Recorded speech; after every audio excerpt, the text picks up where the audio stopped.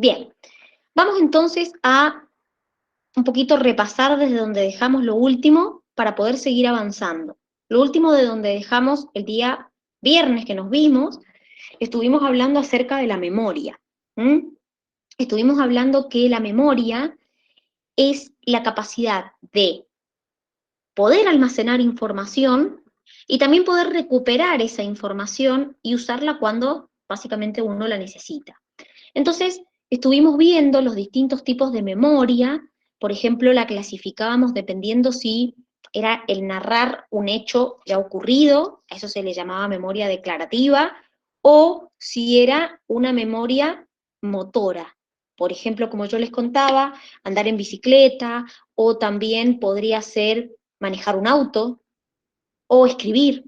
Eso es memoria motora. Entonces, a esa memoria se le llamaba de procedimiento. También estuvimos hablando la clasificación de acuerdo a, básicamente, no DAI, porque eso ustedes lo vieron presencial, todo esto. Tanto el grupo A como el grupo B, todo esto lo vio presencial, que fue lo último que vimos el día viernes. Lo de las mañanas está grabado, ¿cierto? Lo de la mañana está grabado. Sí. No, sí está grabado. Sí está grabado. Sí, estuve yo. Sí. Sí, está Dani, grabado. Dime. tenemos clases todas las semanas, los lunes y los viernes, No. ¿no? Solamente la semana A. Esta semana que es B, ustedes no tienen clases los lunes y los viernes presencial. La próxima sí. Es una sí, una no. Ah, bien, porque en el horario decía grupo A, grupo B, y en las dos nos salía lunes y viernes presencial. Claro, la semana A. La semana B no. Fíjate que la semana B ya está puesta en el horario que cursan de martes a viernes, pero el viernes no es presencial, es virtual, que Ah, tienen bien. química y física nada más. Es virtual. Y biología tenemos martes, miércoles y jueves. Hoy tenemos más tiempo, el miércoles menos y el jueves también. Bien, entonces, habíamos hablado de que también podíamos clasificar la memoria en de corto plazo y de largo plazo. De corto plazo hacía referencia a cuando yo inmediatamente recibí información y esa información la guardaba, pero guardaba por un poco tiempo, minutos, segundos. Si yo la quería transformar en memoria de largo plazo, ¿qué proceso tenía que hacer? ¿Cómo se llamaba ese proceso? Consolidación. Muy bien, consolidación. Para yo transformar la memoria de corto plazo a largo plazo, tenía que hacer una consolidación. Eso quiere decir no solamente repetir, sino también está relacionado con asociar. Si ustedes pueden asociar las cosas que van viendo con cosas que les son familiares, con cosas que se vean en la tele, con experiencias propias o con experiencias que tengan cercanas a ustedes, eso va a hacer que ustedes puedan memorizar mejor, puedan guardarlo mejor. Cuando uno lo relaciona, lo asocia con algo que a uno le es de interés, siempre se guarda mejor, siempre se asocia mejor. Y otra manera de clasificar la memoria era en si era un recuerdo pasado correspondiente a un hecho ocurrido, y lo llamábamos retrógrada, o la capacidad para formar nuevas memorias es lo que le llamábamos anterógrada. Y yo les estuve contando a los dos grupos que, por ejemplo, estas son las estructuras que intervienen en la memoria. Tenemos, por ejemplo, el prosencéfalo basal, la corteza prefrontal, el cuerpo mamilar, el hipocampo, el tálamo, que es esta región de acá, la amígdala. Y yo les estuve contando que, por ejemplo, hay lesiones que pueden provocar una pérdida de memoria, no las memorias ya establecidas, sino la capacidad para establecer nuevas memorias. Por ejemplo, eso se da cuando se daña el hipocampo. Cuando se daña el hipocampo, la persona no tiene la capacidad de establecer nuevas memorias, sino que no tiene problemas con las memorias ya establecidas, se va a acordar de su casa, de su familia, pero no tiene la capacidad desde ese momento que se lesiona en adelante de seguir almacenando cosas. Entonces, todo lo nuevo que quiera almacenar, no lo va a poder almacenar, no lo va a poder reservar, no lo va a poder guardar, diríamos. Entonces, un poco yo lo que les contaba, no me acuerdo si se los alcancé a contar a los dos, pero yo lo que les contaba es que la realidad, chicos, es que las amnesias, que es lo que se conoce como pérdidas de memoria, a veces pueden ser temporales y a veces pueden ser definitivas. Y esto depende no solo de qué estructura se vea dañada, sino también depende de el tipo de daño que sufra. Porque hay daños que son irreversibles y hay daños que son reversibles. Entonces eso también me determina si la amnesia es en forma permanente o la amnesia es en forma temporal. Por ejemplo, un golpe me puede dañar la corteza prefrontal, me puede dañar el tálamo, me puede dañar la porción posterior del hipocampo, pero depende del golpe que yo tenga, ya sea en un accidente o lo que sea, es si esa amnesia va a ser temporal o permanente. Ahora, por ejemplo, el síndrome de Korsakoff es un síndrome que se da en las personas que son alcohólicas crónicas, donde en este caso ya hay una degeneración del tálamo y del cuerpo mamilar. Entonces, en este caso, ya no hay manera de que sea reversible eso. Las personas que tienen, que presentan síndrome de Korsakoff, tienen una amnesia de manera permanente, no tienen una amnesia de manera temporal. Entonces, en este caso, como les digo, este tipo de síndrome no tiene cura. No va a recuperar la memoria la persona con el correr del tiempo. Lo mismo pasa con el Alzheimer, que me imagino que todos habrán sentido nombrar lo que es el Alzheimer, que no solamente se caracteriza por una pérdida de memoria, que es como, bueno, como lo más distintivo del síndrome o de la enfermedad, pero la realidad es que si se ponen a pensar ustedes, el Alzheimer tiene como otros patrones de comportamiento que también llevan a la enfermedad o que son típicos de la enfermedad, y eso se da principalmente porque la persona que sufre Alzheimer tiene una degeneración en una estructura que se llama prosencéfalo basal. Puntualmente lo que hay es una degeneración en las neuronas que producen acetilcolina. Por eso dice neuronas colinérgicas. Entonces, al haber una degeneración en el prosencéfalo basal, la persona, sus neuronas del prosencéfalo empiezan a producir menor cantidad de acetilcolina y por eso se da el Alzheimer. El Alzheimer es una enfermedad que no tiene cura. Sí se puede hacer, eh, se puede medicar para tratar de disminuir el avance de la enfermedad, pero no tiene cura el Alzheimer. Hay una base que se dice que es genética, es decir, cuando uno tiene un familiar puede llegar a tener una mayor tendencia a presentar la enfermedad. Todavía no se conoce muy bien el Alzheimer, no en cuanto a qué lo causa, sino a si es genética o no. Se cree que hay una base genética, ¿sí?, de esta enfermedad. Pero también, por ejemplo, yo puedo tener una amnesia producto de una inflamación o puedo tener una amnesia producto de la interrupción en el suministro de oxígeno. Por ejemplo, puede que yo tenga un golpe por el cual el suministro de oxígeno al cerebro se corte, minutos, segundos. Entonces se puede resultar dañada la amígdala o puede resultar dañada la porción anterior del hipocampo. Pero volvemos a lo mismo, depende de cuánto tiempo haya estado yo sin oxígeno, será si el daño es temporal o permanente en esa pérdida de la memoria. Entonces, en general, exacto, en los paros cardiorrespiratorios, ¿sí? Exactamente, totalmente, ¿sí? También puede ser en un ahogamiento, también puede ocurrir, no solamente en un paro cardiorrespiratorio, sino que la persona se ahogue.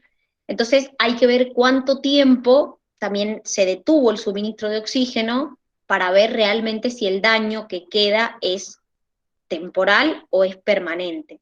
¿Mm? Entonces por eso las amnesias, que son pérdidas de memoria, bueno, depende de la estructura que se dañe. Acá un poco lo que les decía recién, que el hipocampo es una estructura que cuando se ve dañada, lo que se afecta es el proceso de consolidación, es decir, el pasar de memoria a corto plazo a memoria a largo plazo. Entonces, se produce lo que se llama una amnesia anterógrada, es decir, la persona no tiene la capacidad de poder formar nuevas memorias. Entonces, bueno, esto es como un poco un breve resumen. La realidad es que el tema es mucho más amplio, existen amnesias por por muchas cosas, repito, hay amnesias por consumo de alcohol, hay amnesias por consumo de drogas, es mucho más amplio el tema. Lo que pasa es que, bueno, acá hemos puesto brevemente lo que a ustedes les sale en el Curtis, que es básicamente lo que les preguntan, pero el tema es mucho más profundo, no son las únicas causas por las que yo puedo tener amnesia, ¿sí? Bien, entonces, hemos llegado hasta acá con el tema de la memoria, vamos a empezar a hablar un poquito de, a ver, yo cuando estuvimos el viernes hablando, les mencioné el tema de las funciones cerebrales superiores, y les dije que, por ejemplo, dentro de esas funciones cerebrales estaba el tema de la memoria, y estaban relacionadas con el desarrollo, por ejemplo, de áreas de la corteza de asociación, también estaban relacionadas con el gran desarrollo que tiene la neocorteza en nosotros, que de hecho desplaza a la paleocorteza y a la arquicorteza. Les mencioné que una función cerebral superior era el lenguaje, que ya lo vamos a ver enseguida, pero la realidad es que existen otras funciones cerebrales superiores, como por ejemplo lo que llamamos las gnosias y las praxias. ¿Qué es lo que tenemos acá? Miren, una gnosia es la capacidad que tenemos nosotros de poder reconocer un objeto mediante algún sentido. El sentido de la vista, el sentido del tacto, el sentido del oído o la audición. Es decir, es la capacidad que tenemos de reconocer algún objeto mediante algún canal sensorial, mediante algún sentido. Entonces, cuando yo no tengo esa capacidad, se pierde esa capacidad, se llama agnosia. Es decir, es la incapacidad para poder reconocer por algún sentido un objeto. ¿Puede pasar? Sí, puede pasar. Hay personas que pierden la capacidad para reconocer objetos o alguna característica del objeto. Por ejemplo, no pueden determinar la profundidad de un objeto. Ahora, ¿qué son las praxias? Las praxis o praxias son movimientos, conjuntos de movimientos coordinados que nosotros hacemos, que los aprendemos. ¿Qué quiere decir esto? Que no son movimientos con los que nosotros nacemos, sino que son movimientos secuenciales que nosotros tenemos que aprender, y los aprendemos con un fin en particular. ¿Qué quiere decir esto? Por ejemplo, escribir, por ejemplo, hablar, por ejemplo, manipular una herramienta. Ustedes no nacen sabiendo hablar ni nacen sabiendo escribir. Ustedes lo aprenden. Entonces, las praxias son un conjunto de movimientos coordinados con un objetivo en particular, claro, son un conjunto de movimientos que tiene un accionar de una manera determinada, pero que uno los aprende.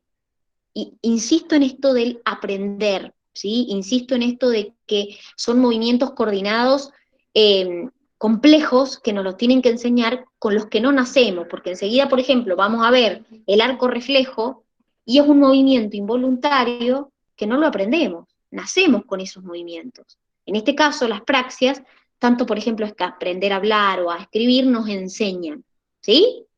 Ahora, yo recién les mencioné el concepto de, cuando les mencioné lo de las gnosias, les mencioné el concepto de percibir, la capacidad de percibir un objeto con algún canal sensorial. Nuestro cerebro hace un proceso de percepción que es un proceso bastante particular, es un proceso por el cual el cerebro adquiere información, no solamente visual, sino también auditiva, táctil, de todo tipo, pero con una particularidad, que es que cuando lo aprende, cuando lo percibe a ese determinada, puede ser un sonido, puede ser una imagen, lo percibe, pero antes de percibirlo establece ciertos supuestos. Esos supuestos están basados en la experiencia que el cerebro tiene, de algo que vivió, de algo que vio, o de una experiencia personal, o de una experiencia de otra persona. Quiere decir que cuando mi cerebro percibe algo, lo percibe basado en supuestos que él ya tiene. Por ejemplo, yo dibujo en una hoja de papel un cubo tridimensional y ustedes me van a decir es un cubo. Sin embargo, chicos, el papel no es tridimensional, es plano. Entonces, ¿por qué yo veo el cubo y digo, ah, dibujaste un cubo?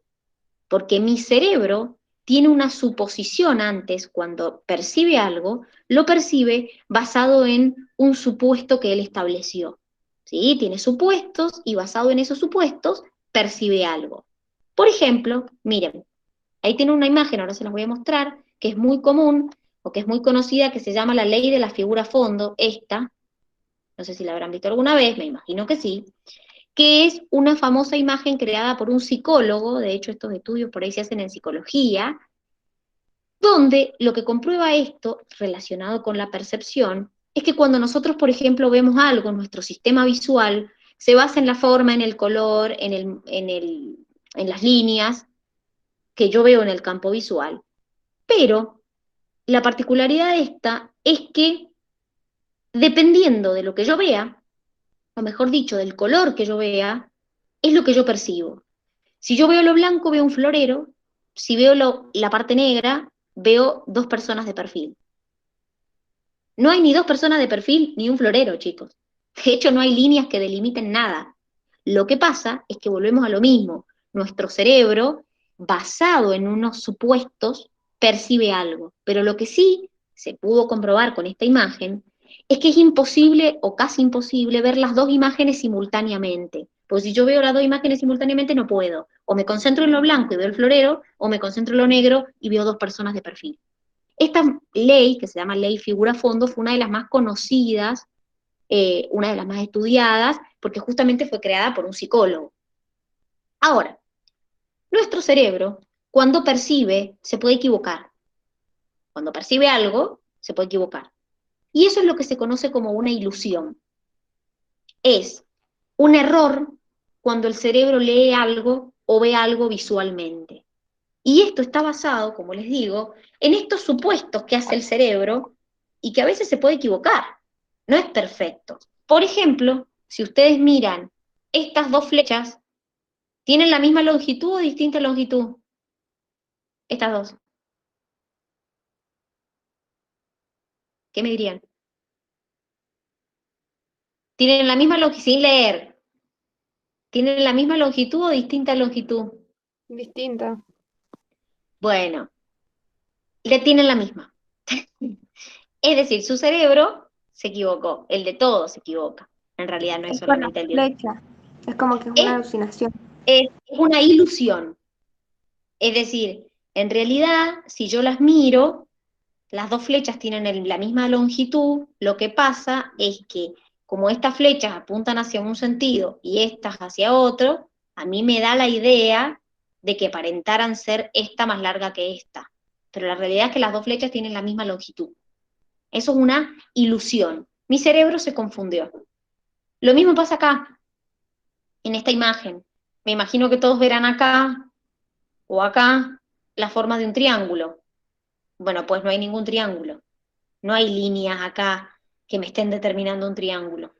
De hecho, acá hay una línea cortada, acá hay una línea cortada, acá hay una línea cortada, acá hay círculos cortados, pero la forma la ha creado nuestro cerebro.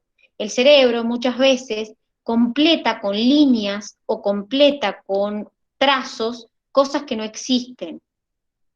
Ese se llama el triángulo de Canisa. Y en realidad los contornos de los triángulos centrales son subjetivos porque en realidad no están en el dibujo. Pero nuestro cerebro los completa para poder armar una imagen. Entonces esto es otra ilusión. En realidad no existe. Los límites estos del triángulo en realidad no existen. Vamos a lo que es una alucinación. En este caso ya es un poquito más complicado. Las alucinaciones es cuando yo tengo una percepción sensorial, percibo algo, puede ser visual, auditivo, táctil, sin que haya ningún estímulo, sin la presencia de ningún estímulo. Entonces ustedes me van a decir, ¿pero cómo? Sí, es decir, las más comunes son las alucinaciones visuales, ver cosas que no existen. Pero también existen alucinaciones auditivas, escuchar cosas que no hay, o sentir cosas que en realidad no existen. Y eso es una alucinación. Generalmente las alucinaciones están relacionadas con, por ejemplo, medicación, también hay algunas alteraciones psiquiátricas, como, no sé, la epilepsia, también la esquizofrenia, también puede ser por el consumo de algunas drogas que te generan alucinaciones. Entonces las más La comunes fiebre, Dani. también, exacto, también cuando tenés fiebre demasiado alta, puedes alucinar, exactamente, muy bien.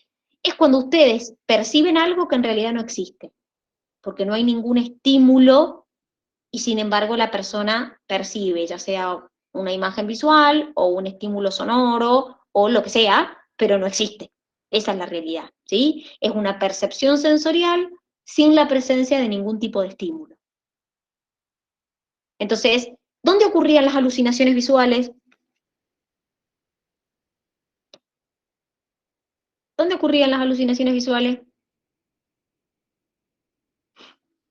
Que lo vimos, que podían ocurrir y ahí eran normales.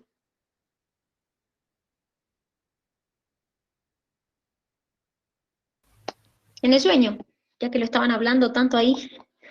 En el sueño pueden ocurrir alucinaciones visuales y no está mal, eso sería normal. El tema es cuando las alucinaciones ocurren en el estado de vigilia. Ahí es un tema, ¿sí? Entonces, repito, tanto las noxias como las praxias son funciones cerebrales superiores que tenemos nosotros. Otra función cerebral superior importante es el lenguaje. Acá esto lo hemos estado hablando varias veces, se los he dicho. El lenguaje tiene la siguiente particularidad. Yo les he estado diciendo hasta acá que el lenguaje siempre era exclusivo del hemisferio izquierdo, ¿sí? Es decir, que el hemisferio izquierdo era el que se encargaba de todo lo que es el procesamiento del lenguaje, ya sea la comprensión, como el articular. Sí, Belu, también puede estar relacionado eso con que uno tiene como destellos de lo que vio en el día, entonces por ahí arma imágenes que no existen cuando está soñando. En el caso del lenguaje, como les decía, si yo les tuviera que decir, bueno, chicos, ¿qué hemisferio se encarga del lenguaje?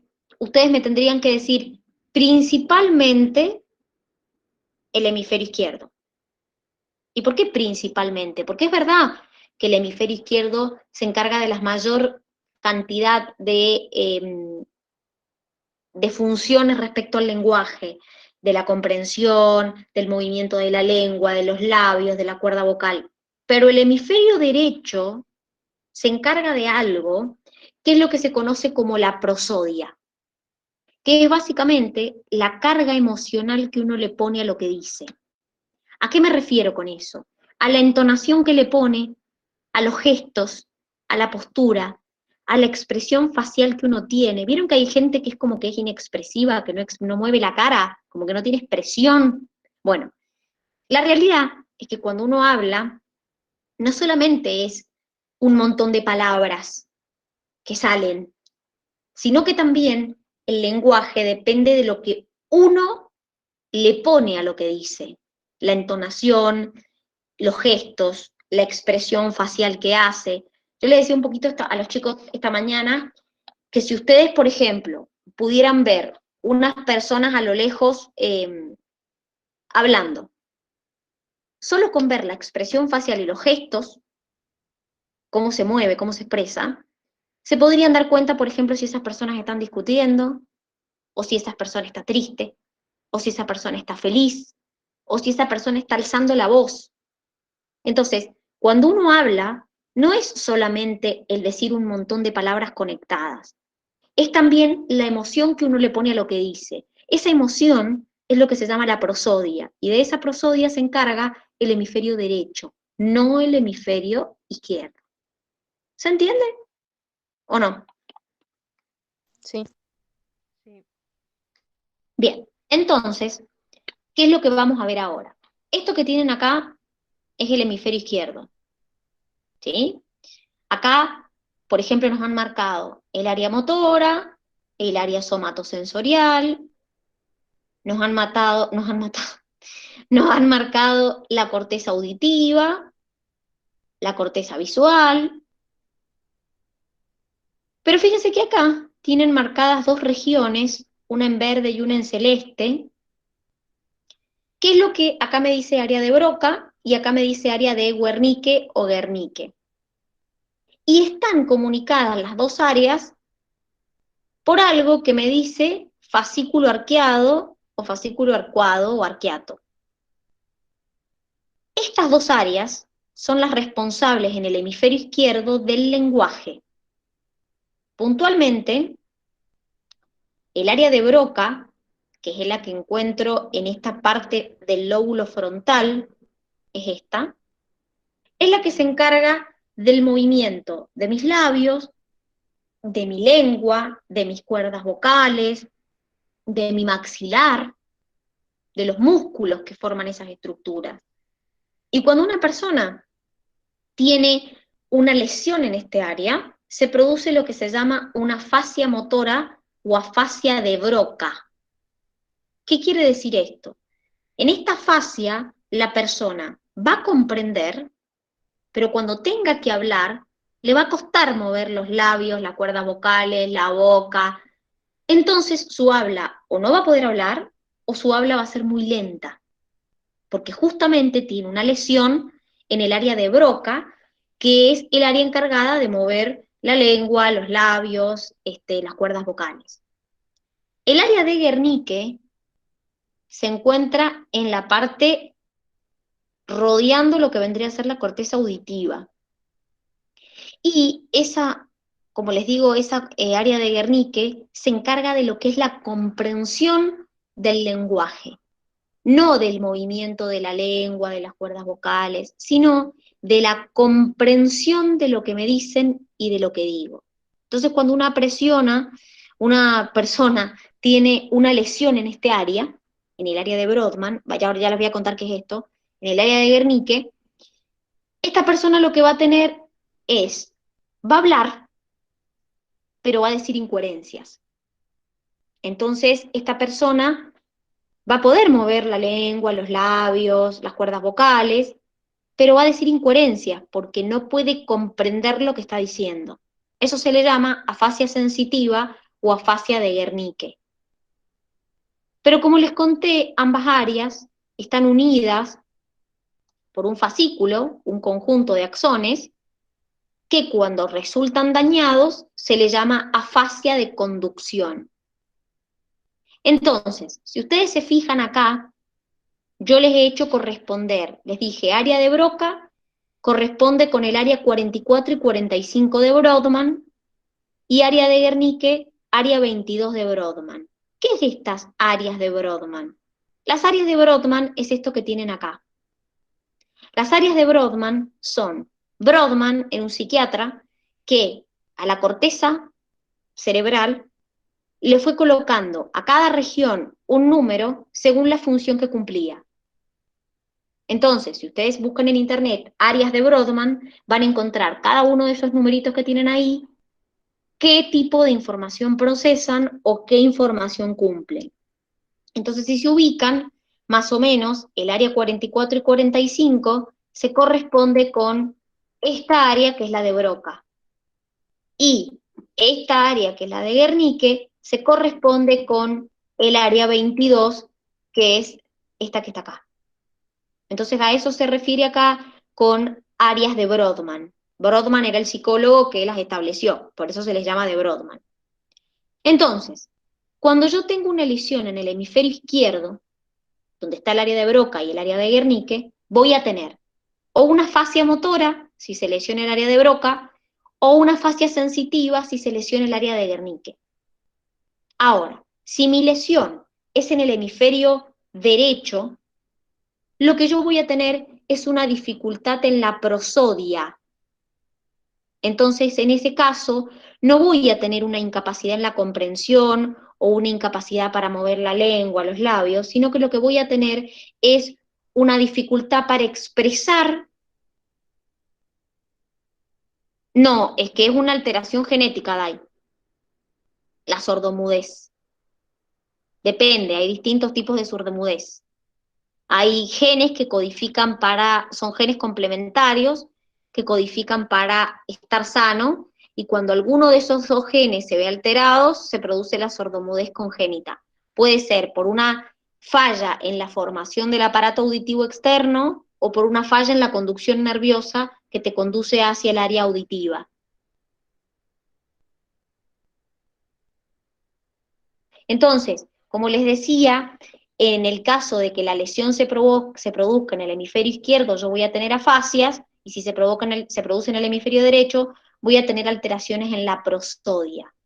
Entonces, por eso cuando una persona, por ejemplo, tiene una lesión cerebral, como puede ser una ACV, dependiendo de qué área se afecte, será el efecto o las secuelas que produzcan. Vieron que hay veces que, por ejemplo, una persona tiene una lesión y tiene una lesión y no puede, o se altera su habla. Y por ahí hay otra persona que cuando tiene una lesión tiene una, ¿cómo se llama? Una lesión motora. Vieron que las secuelas de la ACV son distintas dependiendo de la persona. Entonces, a veces a la persona se le afecta la visión, a veces a la persona se le afecta, por ejemplo, la parte motriz. Hay otras personas que les afecta el habla, entonces la persona no tiene, ¿cómo se llama? O no puede comprender o directamente no puede hablar. Eso también depende de qué área se vea afectada. Dani, la comprensión, o sea, de qué hemisferio va del izquierdo también. Tanto la comprensión como el movimiento de la lengua, los labios, es el hemisferio izquierdo. Lo que pasa es que son dos áreas distintas. La de Guernica es la que te regula la comprensión, y la de Broca, el movimiento de la lengua, los labios, las cuerdas vocales. Ah, bien, gracias. Respecto a lo que me preguntás, Ailu, de nada, Juli. Respecto a lo que me preguntás, Ailu, de la tartamudez, es un trastorno la tartamudez. La tartamudez es un trastorno en el habla donde la persona tiene una interrupción en la fluidez, ¿sí?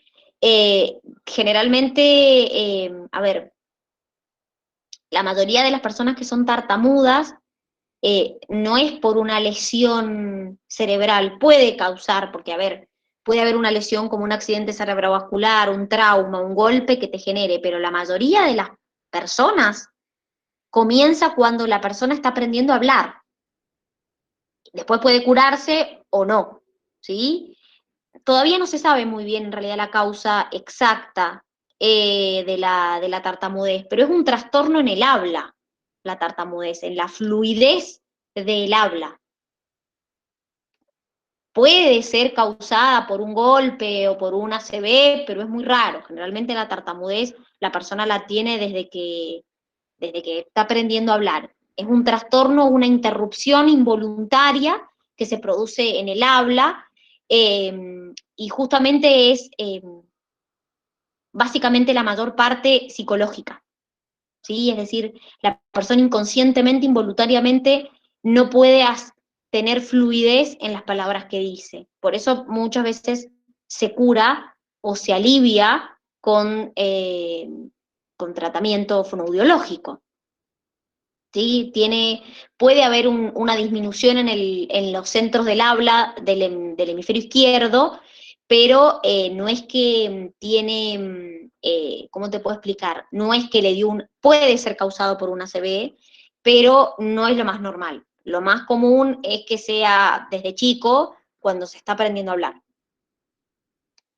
Bien, entonces, hemos hablado hasta acá acerca de el habla, del lenguaje, ¿sí?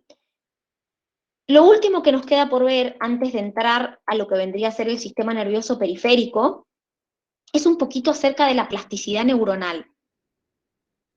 Nosotros antes se pensaba que una vez que el mamífero tenía su cerebro en estado adulto, las neuronas no se podían regenerar, ¿sí? De hecho, eso es lo que nosotros les dijimos cuando vimos ciclo celular, que las neuronas no se podían regenerar.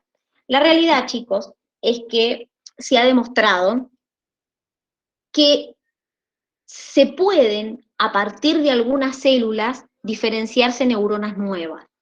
Generalmente esas células son los que se llaman células madres o stem cells, que son células que te pueden dar origen a neuronas. En nosotros es más común eso en el sistema nervioso periférico. Nuestras neuronas del sistema nervioso central tienen poca capacidad para regenerarse, pero sí lo que se ha visto es que nosotros lo que tenemos es plasticidad neuronal. ¿Qué quiere decir esto? Que hay conexiones neuronales nuestras que se debilitan con el correr del tiempo, hay conexiones neuronales nuestras que pueden fortalecerse, y hay conexiones neuronales nuestras que se pueden formar. Es decir, que por ejemplo, nosotros cuando aprendemos algo, podemos fortalecer conexiones neuronales o podemos formar nuevas conexiones neuronales. Y a eso se debe, o a eso se le llama plasticidad neuronal. En algunos animales invertebrados y también en los anfibios, sí se ha visto que tienen capacidad de regeneración neuronal, sobre todo luego de una lesión o cuando se produce un corte. Pero en nosotros principalmente lo que se ha visto es una gran plasticidad neuronal, una gran capacidad para formar nuevas conexiones neuronales o fortalecer las que ya tenemos, o ciertas conexiones que se van debilitando y otras que se van fortaleciendo. Entonces, ¿qué es lo que ocurre? Por ejemplo, hay ciertos procesos que favorecen las conexiones neuronales, como por ejemplo el tema de hacer crucigramas o cálculos o aprender un idioma, son todas cosas que lo que hacen es fortalecer las conexiones neuronales o formar nuevas conexiones neuronales que no existían. Cuando se estaba estudiando esto de la plasticidad neuronal, se empezó a estudiar un molusco que se llama babosa de mar, donde lo que se estaba probando es cómo se respondía a ese estímulo, cómo respondía una babosa a un estímulo determinado. Entonces se demostró que cuando a la babosa se le tocaba su parte ventral, lo que hacía era, por un reflejo, retraía sus branquias, su sifón y sus branquias, y en ese momento en el que yo estimulaba la parte ventral de la babosa, había una descarga de una gran cantidad de neuronas sensoriales, de una gran cantidad de interneuronas y de neuronas motoras.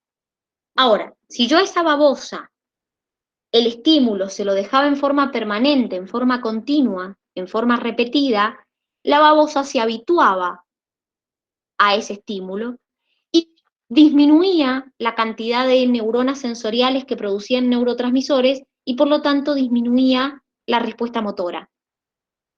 Entonces a eso se le llamó habituación. Se habituaba al estímulo. En nosotros esto también pasa, el habituarnos a un estímulo determinado. Cuando ese estímulo continúa en forma constante, es como que nos acostumbramos al estímulo, entonces las neuronas sensoriales disminuyen la liberación de neurotransmisores y por lo tanto la respuesta motora también disminuye. ¿Se les ocurre algún ejemplo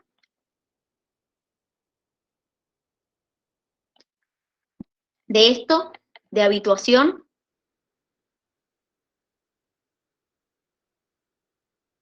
¿Nada?